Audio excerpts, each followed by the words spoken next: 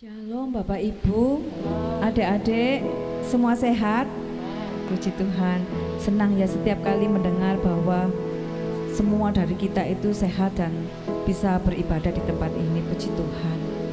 Sebelum kita ibadah, mari kita tundukkan kepala, kita satukan hati. Bapak Ibu, saudara-saudara, sebelum kita masuki ibadah, mari sejenak kita ingat-ingat beberapa hari yang lalu atau beberapa jam yang lalu, bahkan beberapa menit yang lalu. Apabila kita menyimpan rasa marah, jengkel, benci, mungkin ada asumsi negatif, kebohongan, atau apapun itu yang Tuhan tidak suka, mari kita bawa ke dalam tangan Tuhan. Kita mohon ampun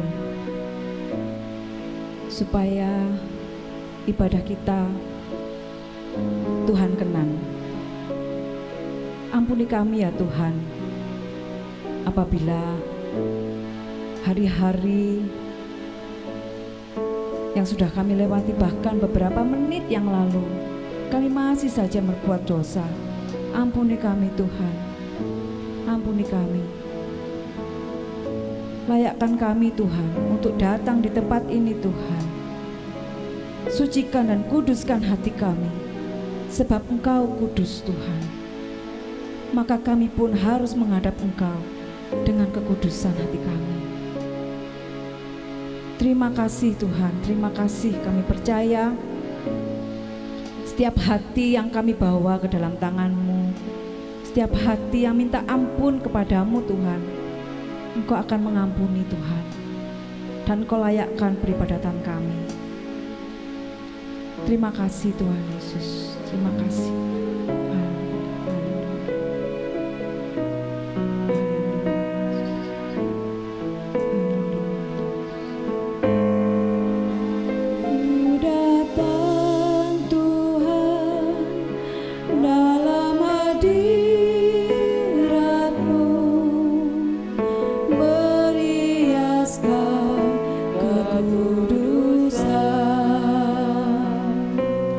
Seluruh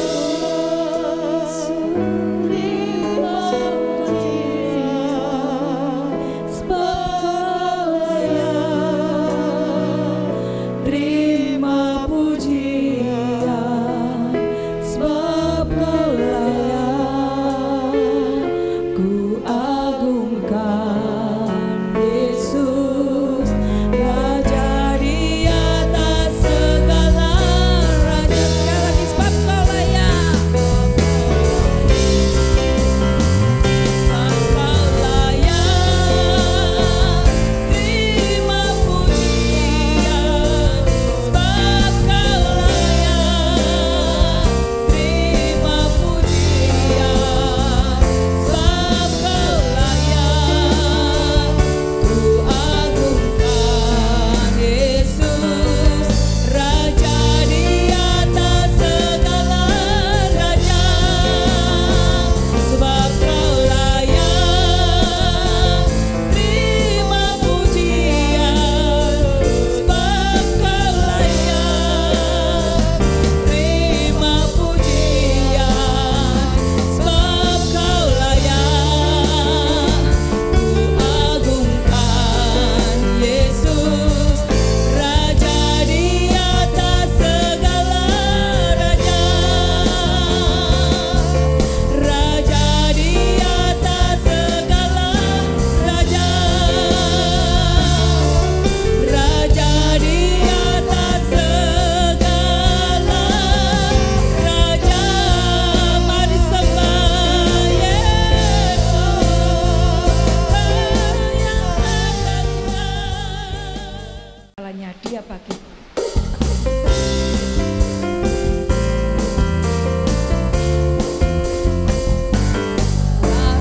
segalanya Dia bagiku, Dialah segalanya besar kecil, korbankan dirinya dan selamatkanku. Dialah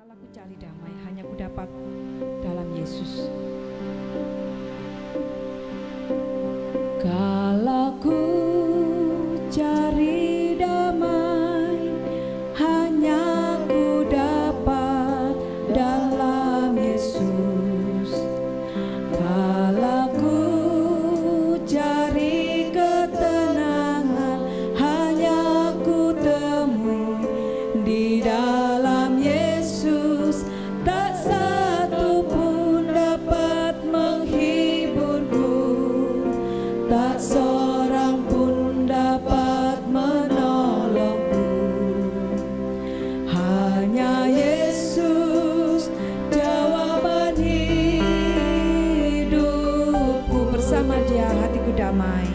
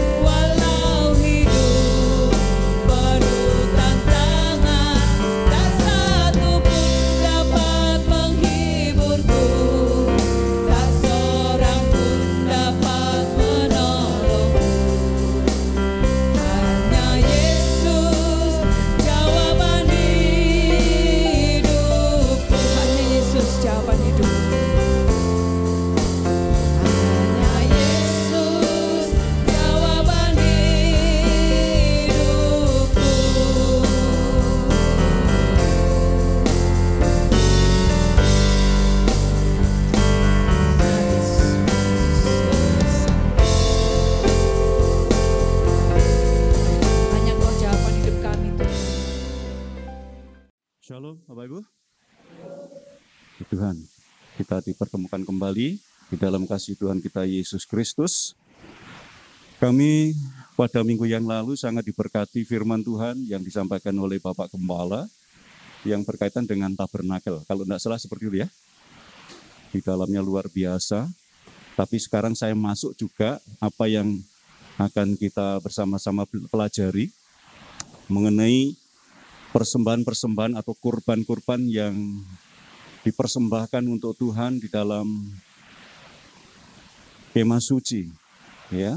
Atau setelahnya kemah suci itu ada kaitannya dengan aturan-aturan, ya, yang harus dipegang teguh oleh bangsa Israel, ya, yang harus dipegang teguh oleh bangsa Israel dan itu sifatnya ketat sekali. Maka dari itu kita akan kembali, ya, mengenal 5 macam kurban persembahan menurut Alkitab.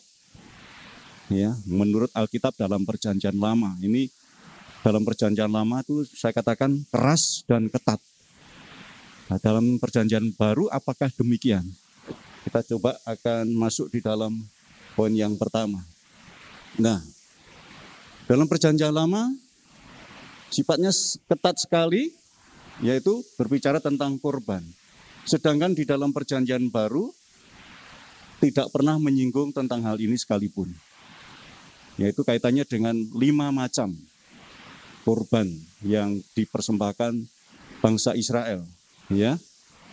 Kalau kita perhatikan di sini, oke, kita akan masuk di sini.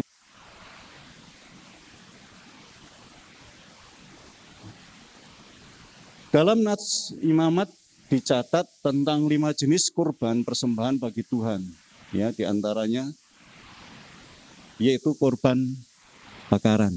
Pernah dengar ya? Korban bakaran itu dalam Perjanjian Lama. Nah, ayatnya sudah tertulis di sana. Di dalam Imamat 6 ayat 12 sampai dengan 13. Kalau saya minta tolong Mbak Didit bisa kelihatan maksud saya. Ya.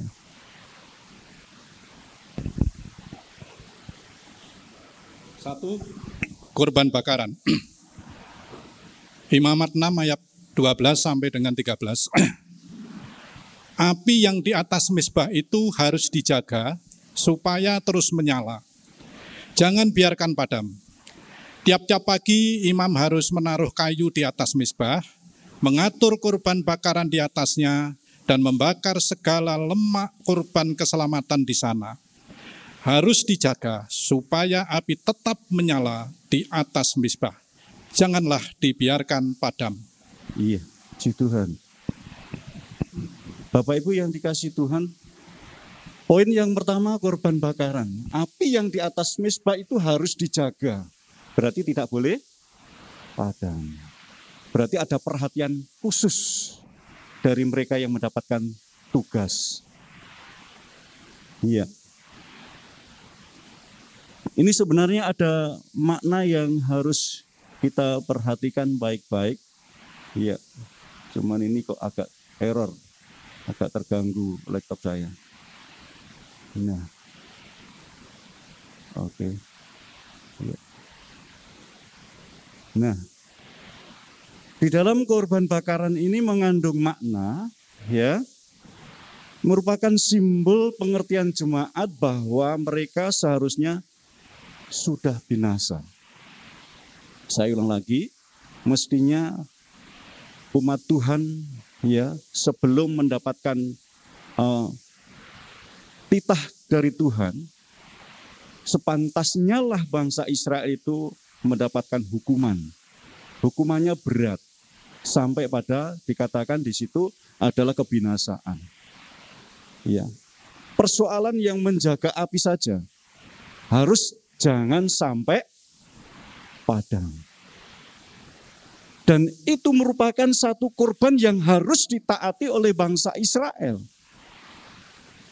Andaikan itu kalau diterapkan di dalam perjanjian baru, kira-kira kita bisakah melakukan seperti itu? Tapi bagi bangsa Israel sudah menjadikan kebiasaan, ya, aturan-aturan yang seperti itu sudah menjadi tradisi, sehingga mereka tidak tidak khawatir lagi, ya, karena mereka sudah bisa melakukannya. Sedangkan kalau diterapkan dalam perjanjian baru, ya, tentunya kita, waduh, aturannya kok begitu ketatnya. Tapi ini masih poin yang pertama, ya, poin yang pertama. Ini merupakan pengertian bagi jemaat bahwa mereka seharusnya sudah binasa, ya. Korban bakaran juga sekaligus menjadi pernyataan syukur karena telah diperdamaikan kembali dengan Allah. Korban bakaran menunjukkan ada perdamaian antara Allah dengan manusia. Kenapa demikian? Tentunya kita tahu manusia seringkali berbuat salah. Kalau orang Jawa mengatakan manusia itu seringkali kanggonan salah, ya. Manusia itu istilahnya sering kanggonan salah. Itu kalau orang Jawa mengatakan demikian. Nah, oleh karena itu ada usaha atau upaya manusia bagaimana bisa, ya, kembali kepada Tuhan. Tetapi ini yang harus diterapkan di dalam perjanjian lama. Kalau kamu mau selamat, lakukanlah yang satu ini. Misalnya memakai korban bakaran. Ini masih poin yang pertama. Coba kita renungkan, itu apabila diterapkan dalam situasi yang saat ini. Atau dalam keadaan sebagai kita orang-orang perjanjian baru. Oke. Lalu yang berikutnya, korban yang kedua adalah korban sajian. Ya, kurban sajian. Pernah dengar ya? Nah, saya bacakan ya. Apabila seseorang hendak mempersembahkan persembahan berupa kurban sajian kepada Tuhan, hendaklah persembahannya itu tepung yang terbaik, dan ia harus menuangkan minyak serta membubuhkan kemenyan ke atasnya. Kalau gambarannya semacam ini, otomatis ya bisa kita kelola sedemikian sehingga apa yang terbaik untuk Tuhan. Semuanya tuntutannya adalah yang terbaik untuk siapa? Untuk Tuhan. Nah,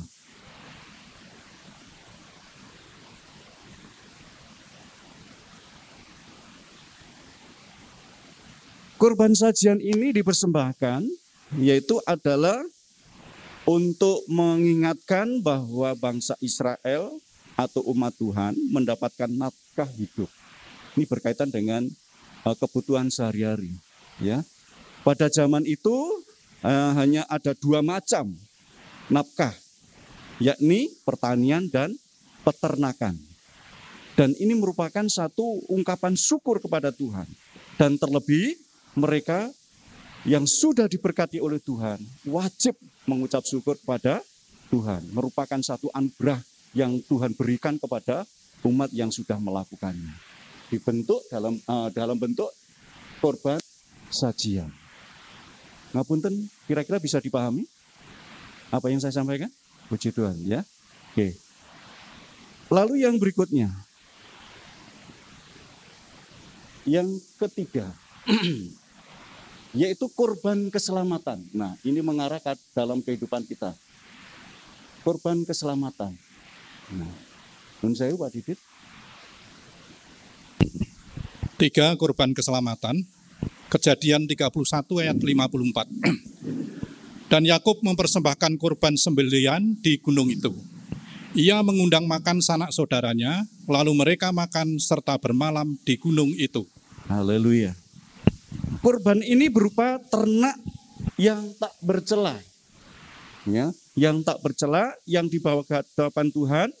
Korban ini tidak berurusan dengan dosa, melainkan sebagai bakaran bagi Allah setiap kali datang ke baitnya. Sebelum disembelih, si pemilik juga harus meletakkan tangan di atas kepala binatang korban sebagai lambang keselamatan yang dianugerahkan Tuhan baginya sehingga tidak binasa dalam dosa mereka. Ya, kalau kita seringkali membuat kesalahan di pemandangan Allah berarti kan berdosa. Berarti siap-siap harus ada lembu, lembu jantan yang tidak bercela. Ya, kalau misalnya kakinya agak pincang ya tidak boleh. Ya, tetapi ini merupakan satu peraturan yang harus ditaati oleh bangsa Israel ketika orang itu melakukan satu kesalahan. Ya. Dan Yakub mempersembahkan korban sembelihan di gunung itu, ia mengundang makan sanak saudaranya, lalu mereka makan serta bermalam di gunung itu. Berarti ada merupakan satu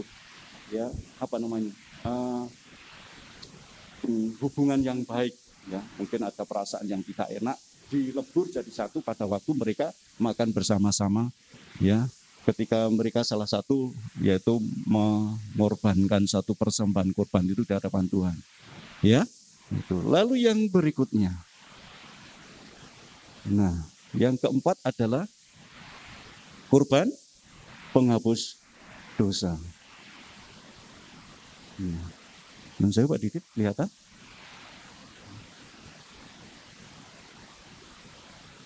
Empat, kurban penghapus dosa. Imamat 4 ayat 1 sampai dengan 4. Tuhan berfirman kepada Musa, katakanlah kepada orang Israel, apabila seseorang tidak dengan sengaja berbuat dosa dalam suatu hal yang dilarang Tuhan, dan ia memang melakukan salah satu daripadanya, maka jikalau yang berbuat dosa itu imam yang diurapi, sehingga bangsanya turut bersalah, haruslah ia mempersembahkan kepada Tuhan karena dosa yang telah diperbuatnya itu, seekor lembu jantan muda yang tidak bercela sebagai kurban penghapus dosa. Ia harus membawa lembu itu ke pintu kemah pertemuan, ke hadapan Tuhan, lalu ia harus meletakkan tangannya ke atas kepala lembu itu dan menyembelih lembu itu di hadapan Tuhan. Haleluya. Apakah gambaran yang sudah dilakukan ini? Kurban penghapus dosa melalui lembu yang tidak bercacat dan tidak cela. Di situ melambangkan kesadaran manusia, termasuk imam-imamnya juga, ya, melalui dosa-dosa yang pernah dilakukan. Dan mereka harus mengaku dosa di hadapan Tuhan. Makanya di dalam Katolik itu seringkali ada namanya pengakuan dosa. Nah, ini merupakan satu pengakuan yang harus diungkapkan kepada Tuhan. Apa saja yang pernah dilakukan oleh imam-imam dan umat Tuhan. Ya, kalau kita kadang-kadang masih menutupi, ya, kita masih kadang-kadang gengsi mengaku dosa di hadapan Tuhan. Nah, kurban tersebut merupakan berupa lembu yang masih muda juga harus dikorbankan dan tidak cacat dan tidak celah. Dan ini harus dipersembahkan di hadapan Tuhan dengan sungguh-sungguh, ya. Dan di dalam pertemuan itu otomatis, ya, ketika mereka mengorbankan kurban ini, seluruh keberadaan namanya hewan ini atau lembu ini yang dipersembahkan di hadapan Tuhan harus dibakar sampai habis, ya, dibakar sampai habis dan tidak tersisa. Dan itu merupakan satu persembahan yang berbau harum di hadapan Tuhan. Nah, nanti kita akan masuk lebih dalam lagi. Lalu yang berikutnya dan yang terakhir adalah kurban penebus salah. Nah, kurban penebus. Yang kelima, kurban penebus salah. Imamat 4 ayat 13 sampai dengan 14. Jikalau yang berbuat dosa dengan tak sengaja itu segenap umat Israel dan jemaah tidak menyadarinya sehingga mereka melakukan salah satu yang dilarang Tuhan dan mereka bersalah, maka apabila dosa yang diperbuat mereka itu ketahuan, haruslah jemaah itu mempersembahkan seekor lembu jantan yang muda sebagai kurban penghapus dosa. Lembu itu harus dibawa mereka ke depan kemah pertemuan. Semua persembahan setelah berdirinya kemah suci. Haleluya. Ini setelah kemah suci dibangun, maka ini merupakan satu aturan yang ketat, aturan yang keras yang harus dilakukan oleh bangsa Israel pada waktu itu. Nah, kurban ini dilakukan setelah berbuat dosa tanpa sengaja, misalnya lalai. Ya, makanya kalau kita berbuat dosa, walaupun itu dikatakan lalai, nggak sengaja kok berbuat dosa itu, ya, nggak sengaja loh ya. Tapi di hadapan Tuhan itu dianggap dosa, maka mau tidak mau harus mengorbankan sebagai kurban penebus salah. Nah, dari 5 hal ini, monggo direnungkan. Mulai dari pertama, tadi persembahan apa? Kurban apa tadi yang pertama? Monggo kita mundur lagi ya, mulai dari yang pertama.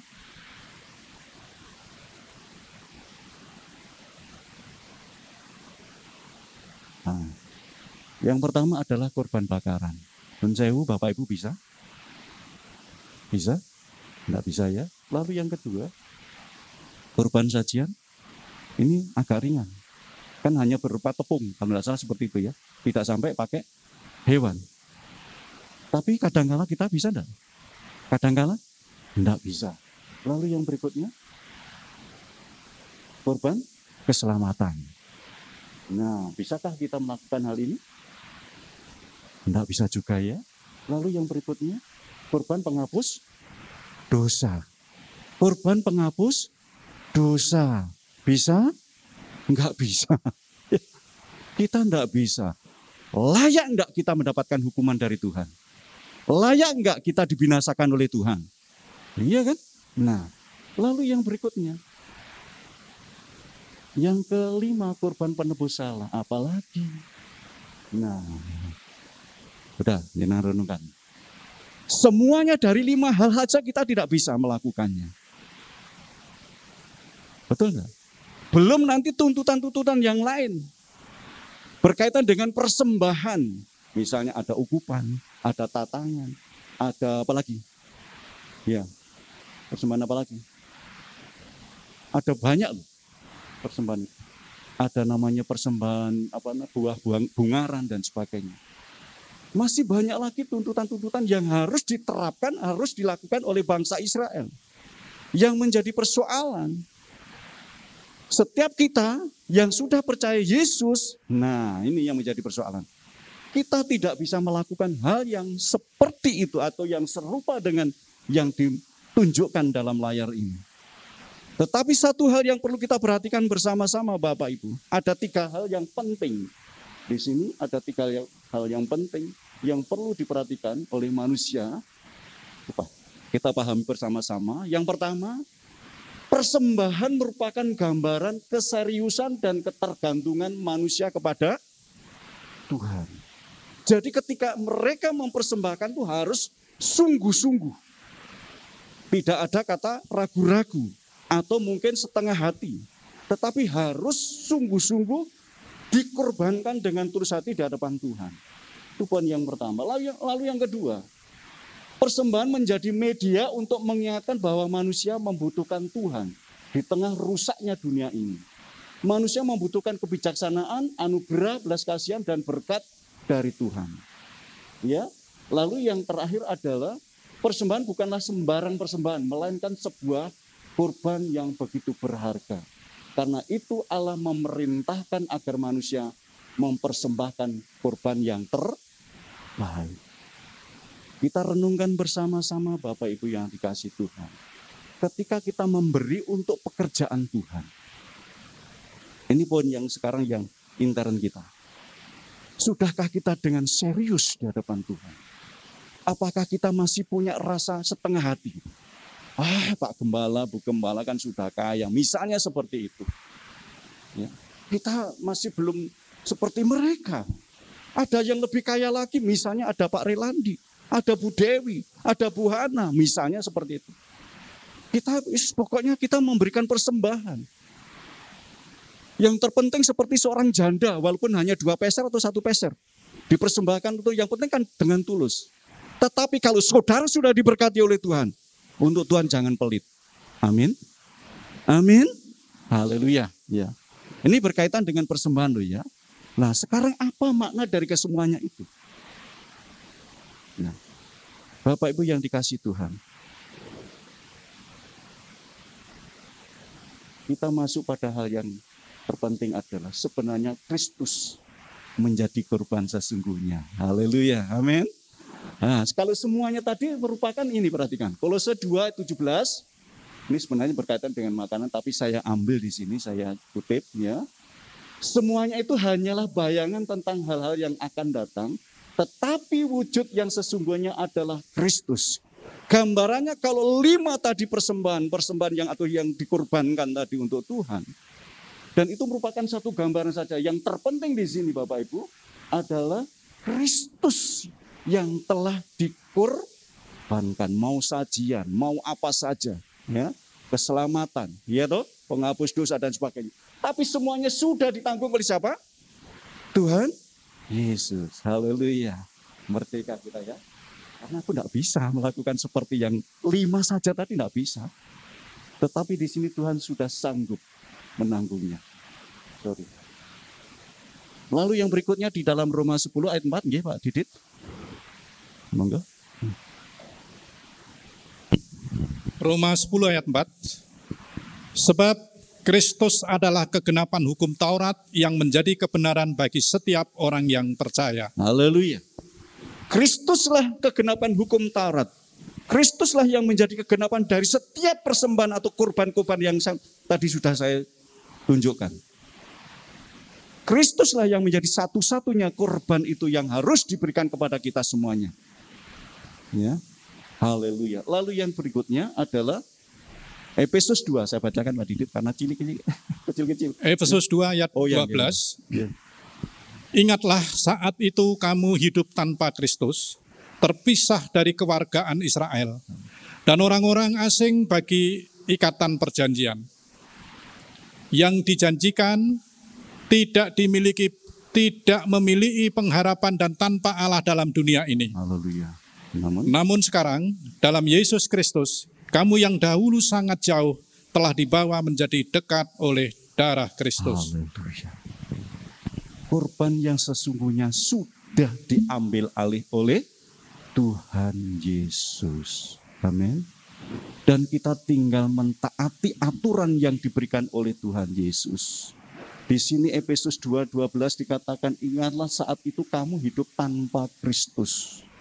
Kalau kita mengikuti aturan dalam perjanjian lama, maka kita terbelenggu dengan aturan-aturan yang itu, sehingga kita seringkali juga tidak bisa melakukannya.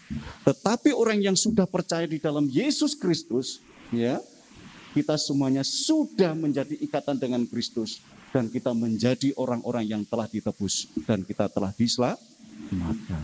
Bukan orang yang dibinasakan seperti awal tadi. Haleluya. Dan yang perlu kita ingatkan kembali, nah, di dalam Roma 12 ayat 1, ya. Roma 12 ayat 1, karena itu saudara-saudara, demi kemurahan Allah aku menasihatkan kamu, supaya kamu mempersembahkan tubuhmu sebagai persembahan yang hidup, yang kudus dan yang berkenan kepada Allah. Itu adalah ibadahmu yang sejati. Janganlah kamu menjadi serupa dengan dunia ini, tetapi berubahlah oleh pembaharuan budimu, sehingga kamu dapat membedakan manakah kehendak Allah, apa yang baik, yang berkenan kepada Allah, dan yang sempurna. Haleluya. Kita sudah diselamatkan oleh Tuhan. Kalau kita sudah diselamatkan oleh Tuhan, berarti kita pola pikir kita harus pikiran Kristus. Amin. Gaya hidup kita seperti Kristus karena Dia satu-satunya yang sudah menebus dan menghilangkan korban-korban yang menjadi tradisi aturan di dalam hukum Taurat. Dan kita semuanya harus, ya, sesuai dengan Roma 12:1, karena itu saudara-saudara, demi kemurahan Allah aku menasihatkan kamu supaya kamu mempersembahkan tubuhmu sebagai persembahan yang hidup. Persembahan yang hidup. Ya.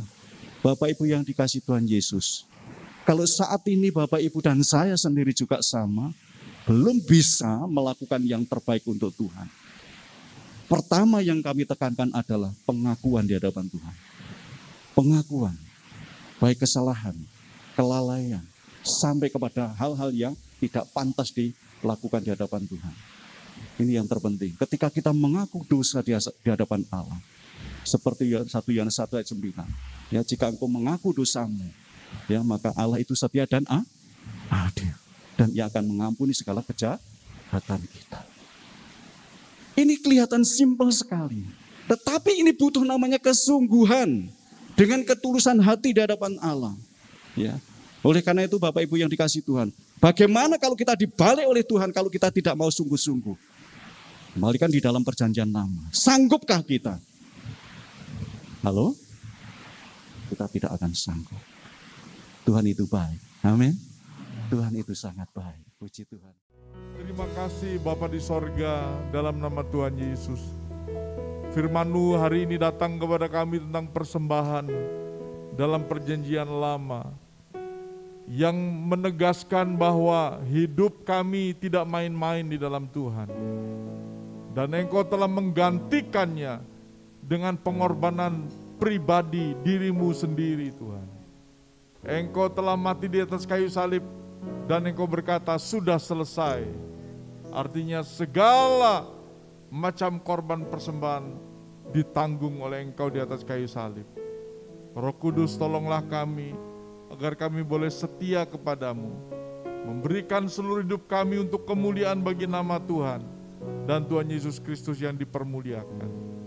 Terima kasih Bapa, kami mengucap syukur. Oleh sebab itu saudara-saudara, kita akan pulang ke rumah kita masing-masing. Terimalah berkat dari Allah Abraham, Ishak dan Yakub.